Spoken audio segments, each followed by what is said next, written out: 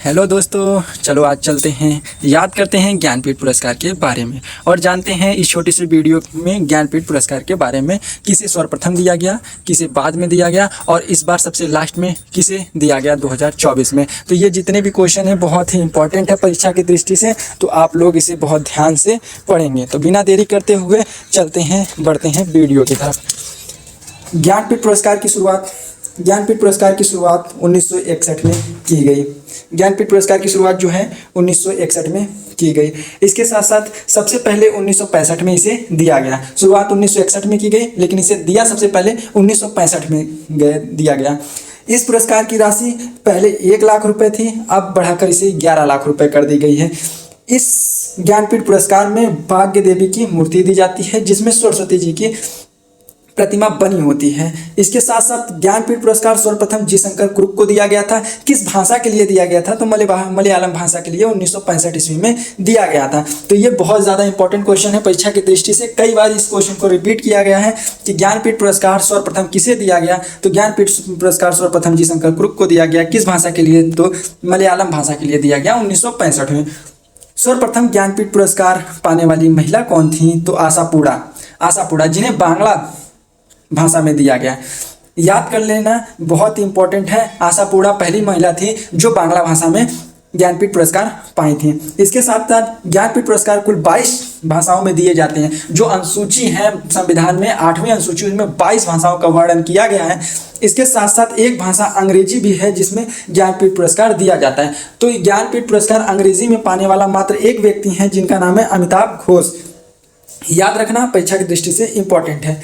अभी देखते हैं हाल ही फिलहाल में 2024 में ज्ञानपीठ पुरस्कार 2 लोगों को दिया गया। चलिए जानते हैं वह 2 लोग कौन हैं जिन्हें ज्ञानपीठ पुरस्कार दिया गया। वह हैं गुलजार और रामभद्राचार्य जी हैं। गुलजार जी को उर्दू में दिया गया, जबकि रामभद्राचार्य जी को संस्कृत में दिया गया। ठीक है, रामभद्राचार्य जी जो हैं ये 2 वर्ष की अवस्था में ही अपना नेत्र खो दिए थे, परंतु इन्हें 22 भाषा का ज्ञान है। काफ़ी ज़्यादा ये अपना अनुवाद संस्कृत भाषा में करते हैं। तो याद रखना, रामभद्राचार्य जी जो हैं इन्होंने संस्कृत भाषा में ज्ञानपीठ पुरस्कार प्रदान किया है। आगे बढ़ते हैं, आगे नेक्स्ट क्वेश्चन देखते हैं। हिंदी भाषा में प्राप्त हुए ज्ञानपीठ पुरस्कार। हिंदी भाषा में जो प्राप्त हुए ज्ञानपीठ पुरस्कार हैं किन्हें किन्हें दिया गया है? तो सबसे ज़्यादा ज्ञानपीठ पुरस्कार हिंदी भाषा में दिया गया है। तो चलिए याद करते हैं वह कौन कौन से हैं। तो 1968 में चिदम्बरा को दिया गया सुमित्रानंदन पंत। चिदम्बरा किताब है और सुमित्रानंदन पंत को दिया गया है ज्ञानपीठ पुरस्कार।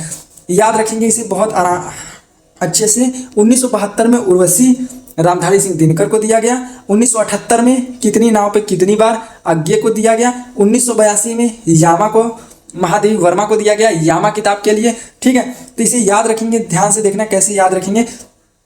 सबसे पहले हिंदी में दिया गया 1968 में सुमित्रानंदन पंत को। इसमें 10 जोड़ देंगे तो 78 पे आ जाएंगे। तो 1978 में कितनी नाव पे कितनी बार अज्ञे को दिया गया। और 1972 में 10 जोड़ देंगे तो 1982, यानी 1972 में उर्वशी को रामधारी सिंह दिनकर को दिया गया और 1982 में यामा किताब के लिए महादेवी वर्मा को दिया गया।